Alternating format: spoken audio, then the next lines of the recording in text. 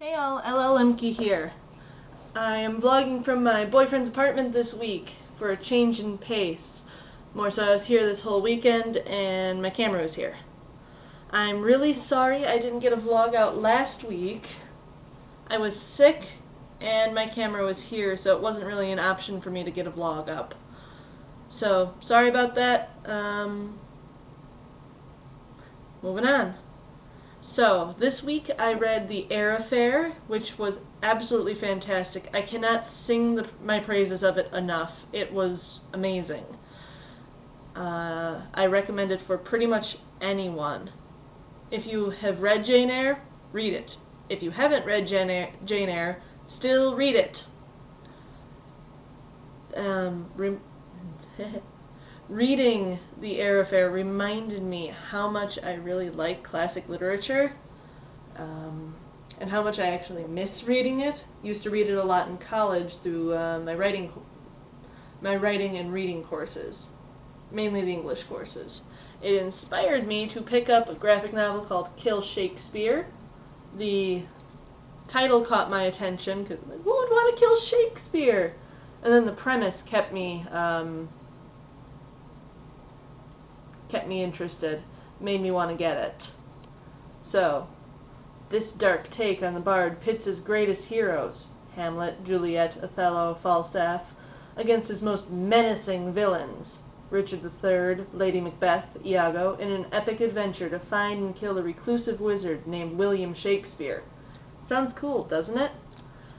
Though I think Richard III would want to be lumped in with the heroes versus the villains. But that's because he's Richard III. Moving on. My friends over at one of my RP sites, role-playing sites, wanted me to do a quick feature on Aces in Exile, which is a Dragon Riders of Pern-based role-playing site. So, a little field trip over to the computer, which is set up on a TV, yes. Why? Alright. So, here's Aces in Exile. We are Dragon Riders of Pern based, so there's dragons, dragon riders, there's a lot of war. We have hound handlers, which take the place of were handlers, and overall, it's just a fun place to play. We have fun, and we're always looking for new members. So, if you like dragons, if you like role-playing, check out Aces in Exile. Alright, back over to the table. One of my friends on Aces in Exile requested that I talk a little bit about character creation. So I figured I might as well, because I didn't really know what to talk about today. So, character creation is one of my absolute favorite things about writing. It's just the most fun for me. So, I usually start with a generic appearance. It helps me start to get a feel for the character. Don't know why, just how it works for me.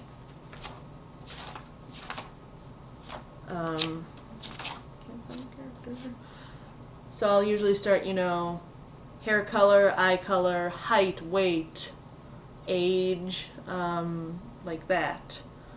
Then sometimes I'll name the character right at that point.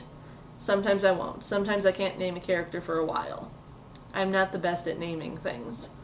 So, here we have one of my character creation sheets, where you might be able to see her name. Her name is Eloise Miles, and it has her age, her weight, hair color, eye color, and then I dive straight into personality, which we'll come back to.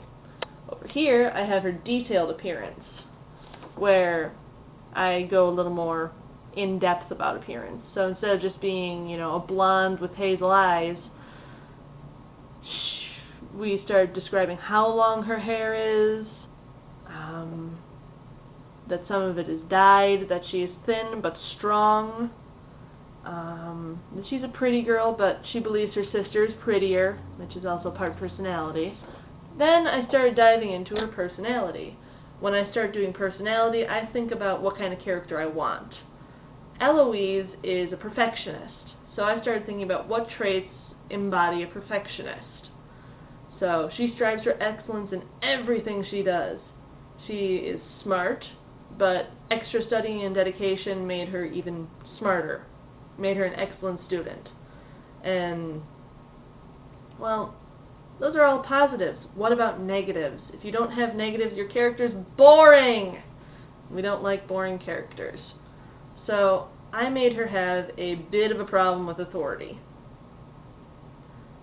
So at best, she will snipe and snark at an authority figure. It's not really nice of her, is it? At worst, she will outright ignore orders and commands. And she has a bit of a mischievous streak, though her mischievous streak is a little more malicious. So she was a fun character to write. That's how I do my character creation.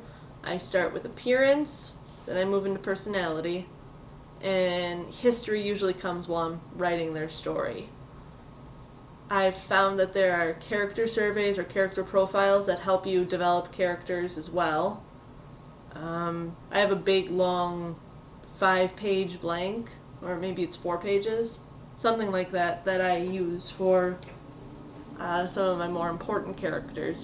It takes a long time to fill it out, but it's really worth it.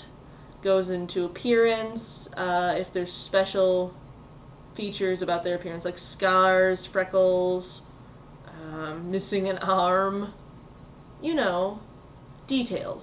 Then it goes into their history, where they've lived, what they like to eat, what they don't like. It's really helpful, and I recommend those for anyone who's trying to create character or anyone who's struggling with creating a character.